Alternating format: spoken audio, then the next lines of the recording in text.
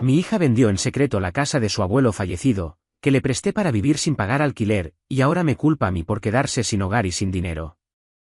Supongo que lo que realmente me rompió fue el correo que recibí del banco. Decía que el préstamo había sido aprobado y que el nuevo propietario debía recibir las llaves antes de fin de mes. Pero el problema era que, yo no vendí la casa. Esa casa era de mi padre. La compró con sus ahorros después de jubilarse, y la dejó en mis manos cuando falleció hace 3 años. No era una mansión ni nada por el estilo. Una casa modesta en las afueras de Des Moines, Iowa. De esas que todavía tienen una cerca blanca, un porche con sillas viejas y un buzón oxidado que nadie se molesta en cambiar. Era su espacio, su refugio. Y cuando murió, me aseguré de mantenerla intacta. No vivía allí, yo ya tengo mi lugar al norte de la ciudad. Pero no quería rentarla a extraños. Pensé que mantenerla dentro de la familia era lo más justo. Así que cuando mi hija mayor, llamémosla, me dijo que estaba teniendo problemas con su pareja y necesitaba un lugar para estar mientras reorganizaba su vida, le ofrecí la casa, sin cobrarle renta, sin condiciones, solo le pedí que cuidara el lugar. Aceptó de inmediato, dijo que estaba eternamente agradecida.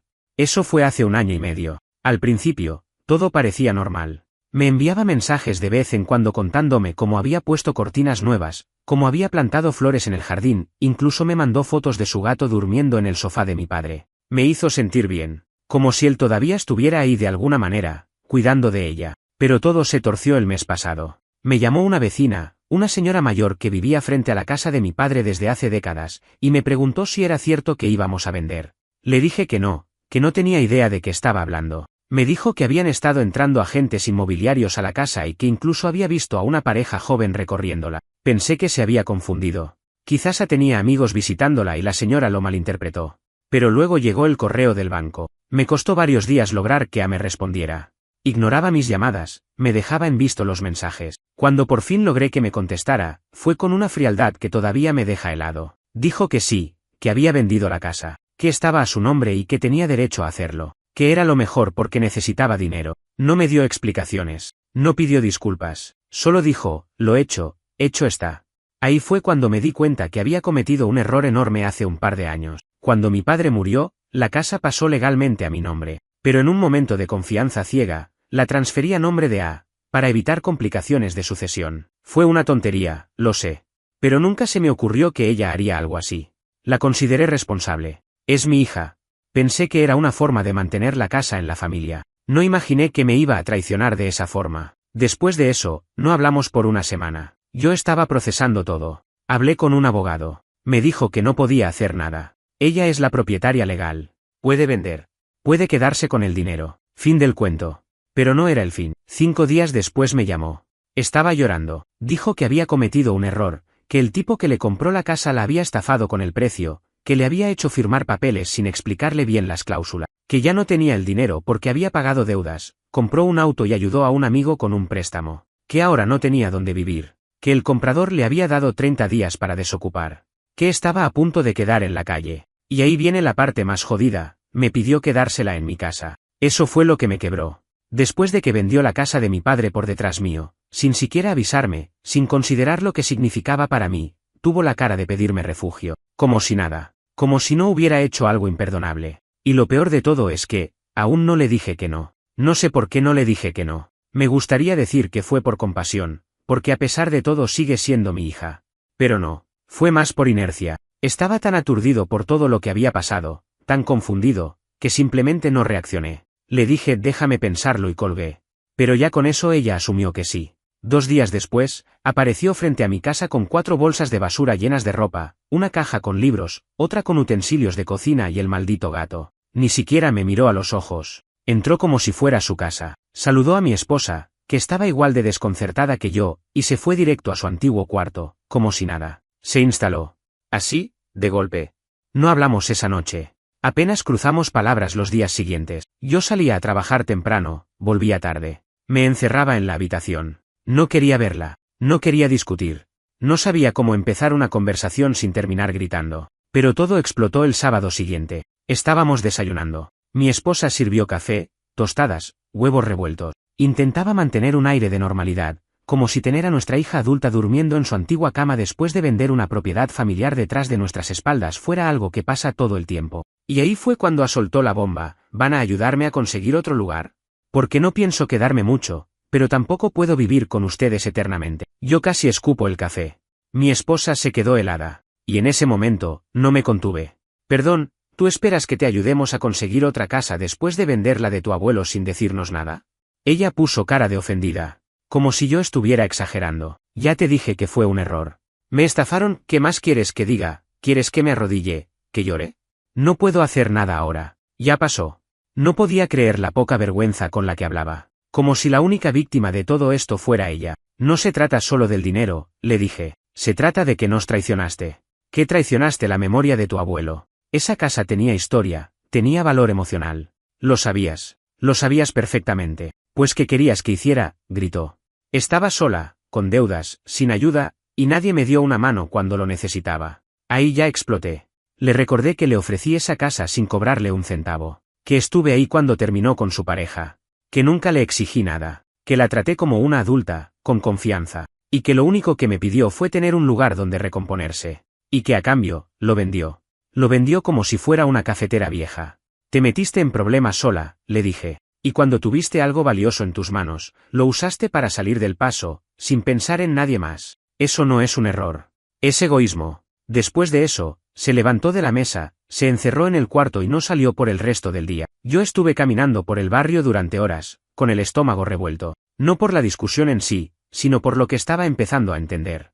Esta no era una mala decisión aislada. Era un patrón. Algo que venía de mucho antes y que yo, por ceguera o por amor, nunca quise ver. Y esa noche mi esposa me lo dijo con todas las letras, no es la primera vez que actúa así, solo que antes no nos costó tanto. Tuvo razón. Pensé en el auto que le compramos cuando cumplió 18 y que terminó chocando por ir a exceso de velocidad.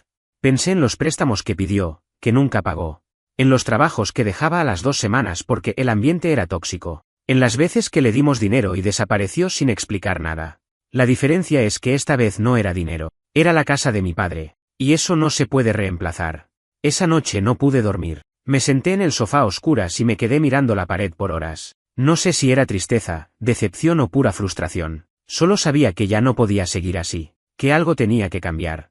Y al día siguiente, tomé una decisión. No iba a echarla a la calle. No todavía. Pero iba a poner condiciones, normas claras, tiempo límite, porque si ella no podía asumir responsabilidad por lo que hizo, al menos yo tenía que asumirla por dejar que siguiera creyendo que todo se le debía. Y cuando se lo dije, lo que hizo fue peor que cualquier insulto. Se rió.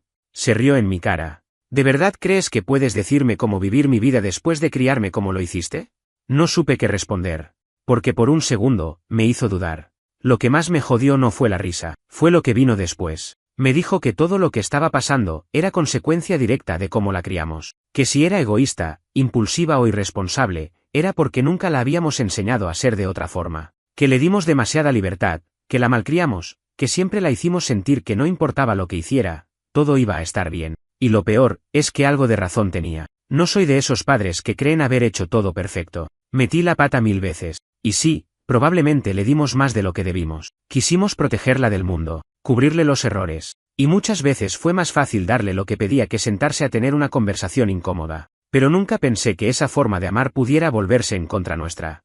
Me costó tragarme el orgullo y decirle lo que tenía que decir, que ya no era una nena, que estaba en sus 30, que no podía seguir echando la culpa a todos menos a sí misma, que vender la casa no fue un descuido de adolescente, fue una decisión adulta, con consecuencias reales, y que esas consecuencias no me correspondían a mí. Le dije que tenía un mes, 30 días para buscar un lugar. Podía quedarse en casa ese tiempo, pero con condiciones. Ayudaría con las tareas, respetaría los espacios, y por supuesto, no habría préstamos, ni adelantos, ni un solo dólar más de nosotros. Pensé que me gritaría, que rompería algo, que volvería a encerrarse, pero no. Me miró como si yo fuera un extraño y dijo, está bien. En realidad ya tengo una opción en mente. Me dejó helado. Le pregunté qué opción. No respondió. Solo dijo que estaba trabajando en algo. No sé si fue el tono o la expresión en su cara, pero supe que no iba a gustarme. Pasaron unos días en silencio tenso. Se movía por la casa sin hablar. Entraba y salía a cualquier hora. Se encerraba en su cuarto con el celular. No sabía si estaba buscando departamentos, tramando alguna nueva estupidez, o simplemente evitando hablar con nosotros. Hasta que un martes, al llegar del trabajo, me encontré a un hombre sentado en mi sala. Un tipo de unos 40, con camisa apretada, perfume barato y cara de vendedor. Estaba charlando con ella, riéndose, como si estuvieran en una reunión informal. Mi esposa no estaba en casa. Y yo, me quedé parado, sin saber qué decir. Ella se levantó y dijo, como si nada, él es el agente inmobiliario que me ayudó con la venta de la casa del abuelo. Vino a explicarme unas cosas sobre el contrato. Mi estómago se revolvió. ¿Qué hace él en mi casa?, pregunté, firme. El tipo se puso de pie, algo incómodo, y me tendió la mano. No se la tomé. Se cruzó de brazos y dijo que necesitaba entender unos términos de la venta porque todavía había asuntos pendientes. Le pedí al hombre que se fuera. Me dijo que solo necesitaba unos minutos. Le repetí, más fuerte, que se fuera. Cuando cerré la puerta detrás de él, me volví hacia ella. La mirada que me devolvió no era de enojo. Era de desprecio. ¿Te das cuenta cómo reaccionas?, me dijo. Como si yo fuera una delincuente. Es solo un tipo ayudándome con algo legal. No es tu casa, le dije. Ni tu sala. Ni tu vida entera para usar como se te antoje. Estoy harto de que sigas actuando como si nada de esto tuviera peso. ¿Y qué vas a hacer?, me dijo. ¿Echarme? ¿Llamar a la policía? Dale, hacelo. Así queda claro para todos cómo tratas a tu hija cuando más lo necesita. Era una trampa emocional. Una que había usado antes. Y funcionaba, porque nunca supe cómo responderle sin sentirme un monstruo. Pero esa noche no caí. No hace falta que te eche. Tenés 26 días. A partir de ahí, te vas. Y si no te vas, ahí sí te echo. No respondió. Se fue a su cuarto, cerró la puerta de un portazo, y no salió hasta el día siguiente. Desde ese momento, empezó a comportarse como si fuéramos sus enemigos. No cenaba con nosotros. Dejaba platos sucios tirados. Subía el volumen del televisor a propósito cuando sabíamos que queríamos dormir. Ni siquiera hablaba con su madre. Y eso dolía todavía más. Porque mi esposa nunca fue estricta con ella. Siempre fue la comprensiva, la paciente. Pero la había metido en la misma bolsa conmigo. Una noche la escuché llorar en el baño. Y juro que por un momento sentí lástima. Pero se me pasó rápido. Porque al día siguiente volvió a su rutina de indiferencia y manipulación. Y justo cuando pensaba que no podía sorprenderme más, pasó lo peor hasta ahora. Encontré en el buzón una carta de desalojo preventivo. Estaba a nombre de mi esposa. Provenía de una oficina legal que yo no conocía. Y decía que una parte interesada en la herencia de la propiedad estaba solicitando una revisión del testamento de mi padre. Lo leí 3 veces. No entendía nada. Fui directo a confrontarla. Y ahí fue cuando, sin siquiera levantar la vista del celular, me dijo: tu hermano está reclamando que esa casa nunca debió ser tuya. Le conté todo. Le dije que vos me la habías dado sin consultar con él. Y quiere ir a juicio. Esa noche no dormí ni una hora. Me la pasé en la cocina, caminando de un lado al otro, repasando cada momento, cada decisión, cada palabra que dije o no dije desde que se mudó a la casa de mi padre. Pero sobre todo, desde que la casa pasó a su nombre. Fue una jugada estúpida. De confianza ciega. De esas que uno hace porque piensa que la sangre nunca te va a clavar un cuchillo por la espalda. Pero eso fue exactamente lo que pasó. Llamé al abogado a la mañana siguiente. Me explicó que, técnicamente, mi hermano podía iniciar un proceso para impugnar la herencia si sentía que fue excluido injustamente. Pero como mi padre dejó testamento claro y la propiedad pasó a mí legalmente, era poco probable que tuviera éxito. El problema, me dijo, era que yo mismo le transferí la propiedad a mi hija, y ahora el hecho de que esa misma propiedad fuera vendida de forma conflictiva, podría reabrir todo el lío familiar. O sea, abrí la puerta al desastre con mis propias manos. Y ahora mi hija estaba usando a mi propio hermano como peón para vengarse porque no la dejé hacer lo que quería. Esa parte fue la que más me dolió. Que ya no se trataba solo de lo que había hecho. Era lo que estaba dispuesta a seguir haciendo con tal de no aceptar que se equivocó. Me estaba disparando en el pecho y después señalando el agujero como prueba de que yo era el culpable. No hablamos por varios días, solo pasábamos por los mismos espacios como si el otro no existiera. El ambiente en casa era tan espeso que uno podía cortarlo con un cuchillo. Y en el medio de todo eso, mi esposa empezó a perder la paciencia. Ella siempre había sido el equilibrio, pero esto ya la estaba desbordando. Una noche, mientras yo lavaba los platos y ella secaba, me dijo sin mirarme: no la aguanto más. Me está enfermando tenerla acá. La miré y vi en sus ojos algo que no veía hace años: agotamiento, cansancio profundo, como si todo su cuerpo estuviera harto. ¿Qué querés que haga?, le dije. Lo que dijiste que ibas a hacer. Termina el mes, y se va. Y si no se va, la echamos. Asentí. No había nada más que decir. Ya no era solo mi problema. Era el de los dos. Pero las cosas no iban a terminar de forma tan simple. Un viernes por la tarde, encontré a mi hija en el living con una valija abierta. Pensé que finalmente se estaba preparando para irse. Me ilusioné por un segundo. Pero cuando me acerqué, vi que no eran sus cosas. Eran nuestras. Ropa de mi esposa. Objetos del baño. Algunos libros que estaban en el estante del pasillo. Incluso un viejo reloj de bolsillo que era de mi padre, y que yo guardaba en una caja cerrada. Le pregunté qué estaba haciendo. Me dijo que solo estaba separando algunas cosas que pensaba llevarse. Le dije que nada de eso era suyo. Y ahí explotó todo. ¿Y por qué no? Es de la familia. No, no te escuché hacer tanto escándalo cuando me diste la casa del abuelo. Me acerqué, le quité la valija de un tirón, y le dije que se había terminado. Que ya no era bienvenida. Que no iba a esperar ni los días que quedaban. Que se fuera esa misma noche. Me insultó. Me gritó. Dijo que iba a llamar a la policía. Que iba a denunciarme por echarla sin motivo. Le dije que lo hiciera. Que estaba en su derecho. Pero que mientras la policía llegaba, tenía 30 minutos para sacar sus cosas verdaderas de la casa. Lo demás se quedaba. No llamó a la policía. Llamó a mi hermano. Lo supe porque, 20 minutos después, tenía una llamada perdida suya y un mensaje. ¿Qué carajo le hiciste a tu hija? Me acaba de decir que la echaste a la calle. Sos un sorete. Lo ignoré. Ella se fue a las 3 de la madrugada. Cargó su auto con bolsas de basura, el gato chillando en una jaula, y esa cara de resentimiento que ya me conocía. No dijo adiós, solo cerró la puerta de un portazo. Pensé que ahí terminaba todo. No. A la semana me llegó una notificación judicial. Mi hija me estaba denunciando por expulsión indebida y por daños emocionales tras una convivencia forzada. Sí.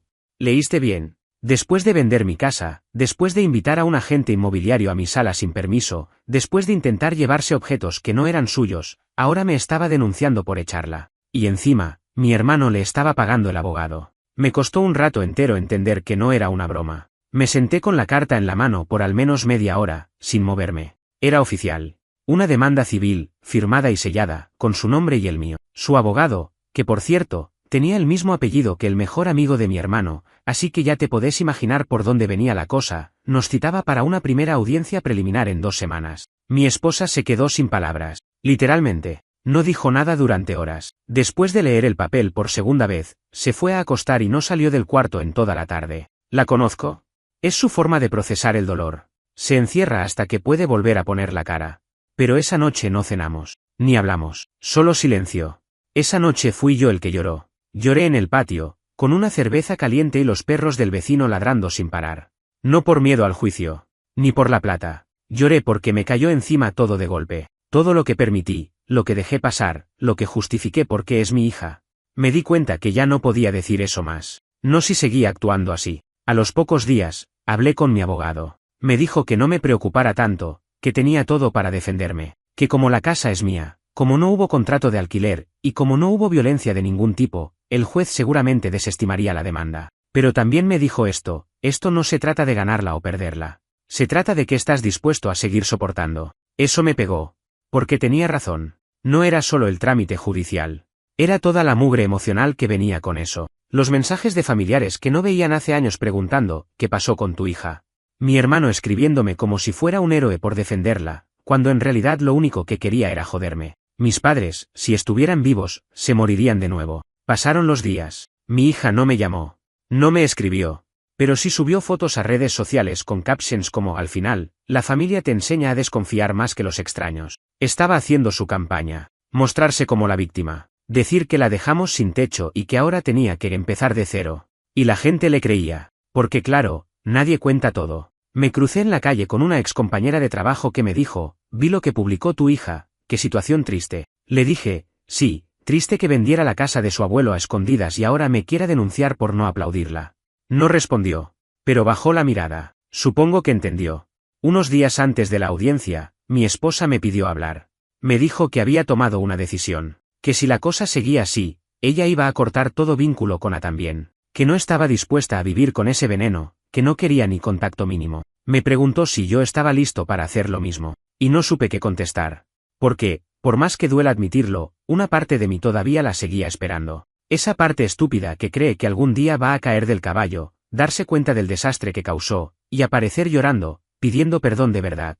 No un me estafaron o un fue un error, sino un perdón de verdad, con la cabeza baja y sin excusas. Pero esa parte se achicaba más cada día. Llegó el día de la audiencia. Ni siquiera me miró. Se sentó del otro lado con su abogado, maquillada como para una entrevista de televisión. Como si esto fuera parte de un show.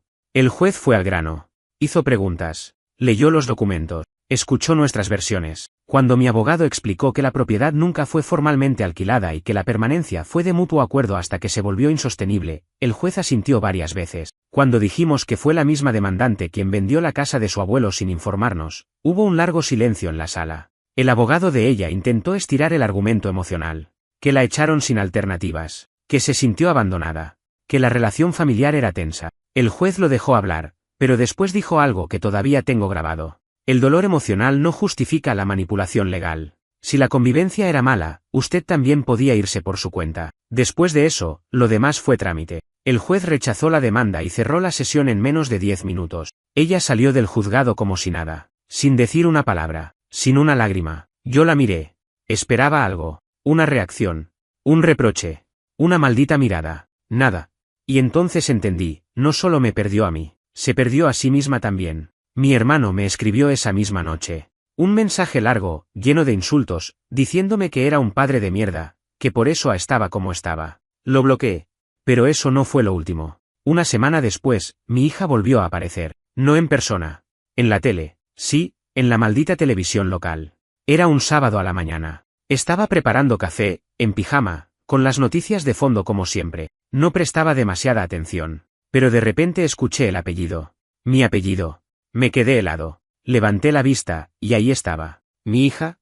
En pantalla. Una nota de un noticiero local. Un segmento sobre jóvenes víctimas de desalojos familiares injustos. Estaban usando su historia como ejemplo. Le dieron cámara, micrófono y todo el tiempo del mundo para contar su versión. Cuando escuché cómo contaba todo, sentí un nudo en el estómago. Dijo que había vivido en una casa familiar que fue vendida por necesidad. Que después, cuando intentó quedarse un tiempo en casa de sus padres, fue echada sin previo aviso. Que la acusaron injustamente de querer quedarse con cosas que eran suyas por derecho, y que ahora estaba viviendo de favor en el sofá de una amiga. Nada sobre la venta escondida. Nada sobre el juicio que ella nos puso. Nada sobre la denuncia desestimada por el juez. Solo llanto, dolor fingido. Frases ensayadas como no sabía que mi propia sangre me iba a dar la espalda en mi momento más difícil. Y para cerrar la nota, una frase del periodista diciendo que hay miles de jóvenes que sufren situaciones similares en silencio, y necesitamos más comprensión, no castigo. Apagué la tele de un manotazo. Me temblaban las manos. No por lo que decía. Por cómo se veía. Porque parecía convencida. O peor, sabía que mentía, y no le importaba. Mi esposa no estaba en casa, se había ido a hacer unas compras. Cuando volvió y le conté, no me creyó al principio. Pensó que había exagerado. Pero cuando vio el vídeo en la web del canal, no dijo una palabra. Cerró la computadora. Caminó hasta el baño. Y vomitó. Así de fuerte le pegó. Después de eso, no comimos, ni cenamos, ni hablamos. Estábamos en shock. ¿Qué clase de persona hace eso? ¿Qué tipo de hija fabrica una historia para la tele, solo para quedar bien? ¿Solo para seguir golpeando públicamente a su familia? Porque no era otra cosa que eso. Una venganza en cuotas. Como si cada cosa que hacíamos para alejarnos de ella fuera pagada con más veneno. No pasó ni un día hasta que la historia empezó a girar por Facebook. Por grupos vecinales. Por WhatsApp. La gente nos reconocía. La casa de mi padre era conocida en el barrio. Algunos me mandaban mensajes de apoyo. Otros simplemente me preguntaban si era verdad. Y algunos, los menos, me dijeron cosas como qué feo que hayas echado a tu hija. Estaba perdiendo la privacidad, la paz, la imagen. Todo por una historia falsa contada a cámara con ojos llorosos y voz temblorosa. Intenté contactar al canal. Les mandé un correo. Expliqué que había una causa judicial rechazada. Que todo lo que dijo era incompleto o directamente mentira. Me respondieron 3 días después. Un texto frío, impersonal, diciendo que te agradecían mi contacto y que el reportaje era de carácter testimonial, no investigativo. O sea, pueden poner a cualquiera a mentir en cámara y no pasa nada. Quería romper algo, romper todo, pero no lo hice. Llamé a mi abogado. Le pregunté si podía demandar al canal, a ella, a alguien. Me dijo que sí, pero que era un proceso largo, caro, y que al final solo iba a escalar más el conflicto, que ya habíamos ganado donde importaba, en la justicia. No tenés que ganar en todos lados, solo en tu casa, me dijo. Pero la casa ya no se sentía como tal. Y justo cuando pensaba que había tocado fondo, mi madre política, la mamá de mi esposa, nos llamó. Nos dijo que había visto la nota, que no entendía nada, que cómo podía ser que echáramos a nuestra hija así, que estaba muy decepcionada. Mi esposa intentó explicarle, pero la señora no quiso escuchar. Dijo que si no podíamos resolver esto como familia, entonces era mejor que no contáramos con ella tampoco. Ese mismo día, mi esposa rompió en llanto. Dijo que sentía que su hija estaba destruyendo todo a su paso. Primero vendió la casa de su abuelo. Después quiso manipularnos emocionalmente. Luego nos llevó a juicio. Y ahora, nos estaba dejando solos, aislados, frente a todos. Y lo peor es que va a seguir, dijo. Y tenía razón. A la semana siguiente, volvió a aparecer en redes sociales. Esta vez no era un vídeo. Era un link a una campaña de donaciones. Sí. Había armado una página de GoFundMe, con el título, Necesito ayuda para rehacer mi vida después del abandono familiar. Y lo peor, lo más retorcido de todo, es que la gente le estaba dando plata. La página de GoFundMe fue el punto de quiebre. Yo ya había tragado mucho, la venta de la casa de mi viejo, la denuncia falsa, la exposición en la tele, pero esto fue diferente. Porque esta vez no era solo una traición hacia mí, era un robo emocional a otras personas, a desconocidos, a gente que de verdad creía que estaban ayudando a una víctima. Y lo peor es que lo hizo con una sonrisa. La campaña tenía una foto suya abrazando al gato, en un parque, con cara de estoy tratando de salir adelante. El texto decía que había sido echada de su hogar, que estaba durmiendo en sofás de amigos, que había sufrido abusos verbales y psicológicos por parte de su padre, que su madre era cómplice silenciosa, y que necesitaba ayuda para pagar un depósito inicial de un nuevo apartamento. Mentira tras mentira. Yo no sabía qué hacer. Una parte de mí quería exponer todo, públicamente, contar la historia real, mostrar documentos, grabar un vídeo, subir las pruebas. Pero otra parte, esa que ya estaba rota y cansada, pensó, ¿para qué? ¿Para entrar en guerra abierta con mi propia hija, en Internet? ¿Para ver cómo más gente se divide y opina sin saber? ¿Para que algún diario local agarre el chisme y lo convierta en contenido? No. No quería más atención. Quería paz. Pero eso no significa que me quede quieto. Contacté a GoFundMe. Les mandé un reporte detallado, con todo, copia de la demanda que ella nos había hecho, y que fue desestimada, el fallo del juez, y enlaces a sus redes donde decía otra versión completamente distinta. Me respondieron al cabo de unos días, diciendo que iban a revisar el caso. Pasó una semana y la campaña seguía activa. Ya había juntado más de $2000. Mi esposa estaba destrozada. No por la plata, sino por lo que eso implicaba. Me lo dijo una noche, acostada en la cama, sin poder dormir, cómo llegamos a esto, cómo criamos a alguien capaz de lucrar con el odio que le tiene a su propia familia. Y no tenía respuesta. Yo también me preguntaba lo mismo. Y más, ¿en qué momento se rompió? ¿Fue culpa mía? ¿De nosotros? ¿O ella ya venía rota de antes y simplemente no quisimos verlo? Lo que sí sé es que todo cambió cuando mi sobrina, la hija de mi hermana, una piba brillante que estudia periodismo, me escribió por WhatsApp. Tío, vi lo de la campaña. Me parece repugnante, ¿querés que haga algo? Le pregunté qué se refería. Me dijo que tenía contactos con gente que investigaba fraudes online, que podía mover un par de hilos. Le dije que sí. Pasaron 3 días y, de golpe, la campaña desapareció. No hubo explicación pública. No hubo posteo de gracias por el apoyo. Solo silencio. Ni siquiera mi hija dijo nada. Simplemente, se borró. Como si nunca hubiera existido. Pero yo supe que no se fue sola. La hicieron volar. Me sentí aliviado. Por primera vez en semanas, respiré un poco mejor. Pero duró poco. Al día siguiente, recibí una llamada del mismo número desconocido que había ignorado durante días. Atendí. Era ella. Al principio no dijo nada. Solo respiraba. Después, con una voz completamente distinta, seca, dura, resentida, me dijo. ¿Fuiste vos, no? No le respondí. No importa. Igual me vas a pagar por todo lo que hiciste. Colgó.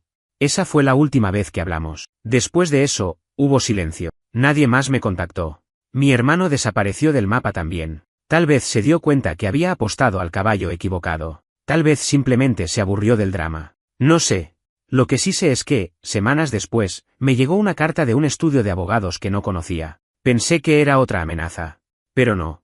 Era un aviso de embargo preventivo por una deuda que mi hija había dejado en el condado, y que figuraba, por error, con mi dirección como domicilio principal. Tuve que ir a la corte, presentar pruebas, demostrar que no vivía conmigo, que no tenía nada que ver con esa deuda. Tardaron semanas en arreglarlo. Pero otra vez, más basura, más limpieza, más desgaste. Después de eso, cambiamos de número, cerramos redes, nos fuimos un fin de semana largo fuera del estado. Apagamos todo. No respondimos a nadie. Y por primera vez en meses, dormimos de corrido. Nos dimos cuenta que lo único que podíamos hacer era alejarnos, porque a veces el daño no se arregla, no se discute, no se enfrenta, solo se deja atrás. Pasaron 6 meses desde que todo terminó, o, mejor dicho, desde que se dejó de mover, porque terminar, lo que se dice terminar, no terminó nada, solo se congeló, como una pelea que nadie quiere seguir pero tampoco quiere resolver, como una bomba que nadie se atreve a desarmar, así que todos se alejan y la dejan ahí, intacta. No volvimos a saber de A. Ni una llamada, Ni un mensaje, ni una disculpa, ni una amenaza, nada. Supimos por una prima que se había mudado a otro estado, que estaba trabajando en una tienda de ropa y alquilando un estudio con otra chica. No sé si es cierto, ni me importa. Parte de mí se alegra de que haya encontrado dónde estar. La otra parte, no le cree nada. Mi esposa y yo seguimos con nuestras vidas, de a poco, con cautela, como si estuviéramos saliendo de una casa en ruinas, revisando qué muebles quedaron enteros y cuáles hay que tirar. Al principio fue raro, despertarse sin miedo a una notificación nueva, comer sin tener ese nudo en el estómago, volver a mirar la tele sin que aparezca una cara conocida mintiendo a cámara. Hicimos terapia. Primero juntos, después por separado. Mi esposa lo necesitaba. Sentía que había fracasado como madre. Llevaba esa culpa como si fuera una cruz en la espalda. Le costó soltarla. Pero lo hizo. Le tomó meses, pero lo hizo. Un día me dijo, yo parí a nuestra hija. Pero no soy responsable de cada decisión de mierda que tomó. Yo, por mi parte, tardé más. No porque creyera que era mi culpa, sino porque no podía entenderlo. ¿Cómo llegamos hasta ahí? Esa pregunta me comía la cabeza como una termita. La repetía todo el tiempo. En la ducha, en el auto, mirando el techo de noche. ¿Cómo llegamos hasta acá? La terapeuta me ayudó a dejar de hacer esa pregunta. Me dijo, hay cosas que no se entienden, solo se aceptan. Si buscas lógica en lo ilógico, te vas a volver loco vos también. Y tenía razón. Así que lo acepté. Acepté que mi hija tomó decisiones que la alejaron de nosotros, que eligió mentir, manipular, usar. Que prefirió exponernos antes que enfrentar sus errores. Acepté que no puedo hacer nada para cambiar eso. Acepté que es su camino. Y también acepté que yo tengo derecho a cuidar el mío.